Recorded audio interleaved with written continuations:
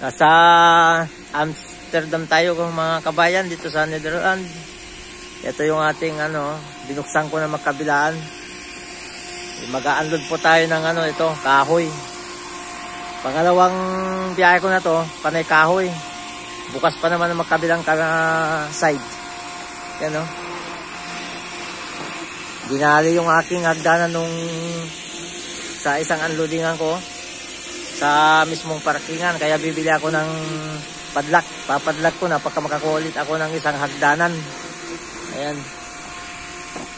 Ito. Masikip pa naman daan papunta dito. Ayan. Basa yung paligid ng mga kahoy, oh. Ayan. Yan, tinupi ko na din yung ating mga belt. Parang hindi siya magkalat. Ayan yung ating tatlong patong na magkakaibang size. Yung ating pangalawang kahoy. Ayan, oh. Pangalawang biyahe ko na to, panay kahoy. Kaya may kabigatan ng kaunti. Hindi lang kaunti talaga mabigat. Kahoy kasi.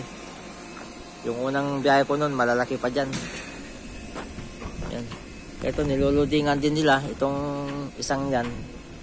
Ayan. Daming kahoy dito.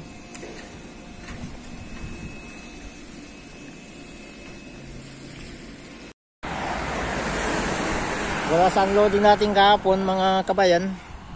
Nakapag-loading tayo ulit ng ng karton. Yung mga bandel-bandel. Kaya lang, di pa na-unload. Baka mamaya-maya, subukan ko bumalik doon kasi napakahaba ng pila kanina sa unloading. So, maghintay lang ako ng 2 hours, then babalik ulit ako doon. Kaya ito, pansamantala, tumambay tayo dito sa parking slot na ito. Maliit lang. Ito yung tanawin, napakaganda ng tanawin dito sa gilid na to. Kaya isipin mo na lang, nasa Pilipinas tayo, nasa Baguio o Tagaytay. Ayan, may mga maliliit na lamesa din dito. Ayan. Saka banda doon. Tanaw-tanaw mo dito yung mga kabahayan. Kabahayan sa baba. Ayan, napakaganda. Napakaganda ng tanawin dito talaga. Nasa tayo, Germany. Ayan. Ayan. Tingin-tingin na lang muna tayo dito. Isipin natin, nasa Pilipinas tayo. Napakalayo ng Pilipinas. Ayan, mamaya-maya balik tayo sa unloading natin. Ayan yung ating kabayo. Matatanong mo dito mga bahay, yung windmill, mga punong kahoy, tapos yung ayan, gusto lang pagtignan palay, yung palay damo yung tinatanim nila dito.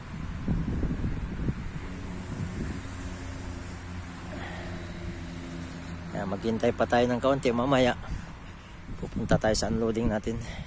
Baka sakaling may unload na, paubos na yung ating working time.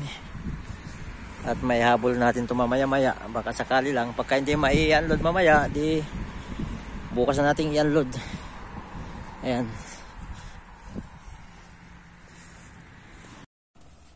So, nakapag-unload na tayo mga kabayan. Tapos lang yung unloading natin. Grabe, ang init. Nagmamadali na ako kanina kasi totaling naubos na talaga yung oras ko. Nag-extension na lang.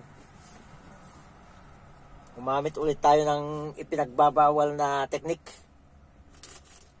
Sa awa ng Diyos, natapos din natin. Kaya, imbes na makapag-loading pa sana ako kanina, natagalan tayo dito sa unloading place natin. So, sa Lunes na ulit yung ating loading na naman. Kaya bumalik ako dito sa pinarkingan ko kanina. At bukas tatakbo tayo ng 4 kilometers. Papunta tayo diyan sa may Auto o Shell at tayo, makapaglaba, makaligo, saka makaigib ng tubig. Pagod tayo ngayon. Pagod si Kalbo ngayon. Yan o, kalat pa dito sa aking bahay. Ito na yung bahay natin. Kaya mag-aayos pa ako. So sa mga ganyan talagang buhay lang. Tsaga-tsaga, kung walang tsaga, walang nilaga. Kaya dito nagmamaneho ka, walang painante, solong-solo mo. Pero pagdating naman ng sahod, doon matatanggal yung iyong mga pagod, mga sakit sa katawan.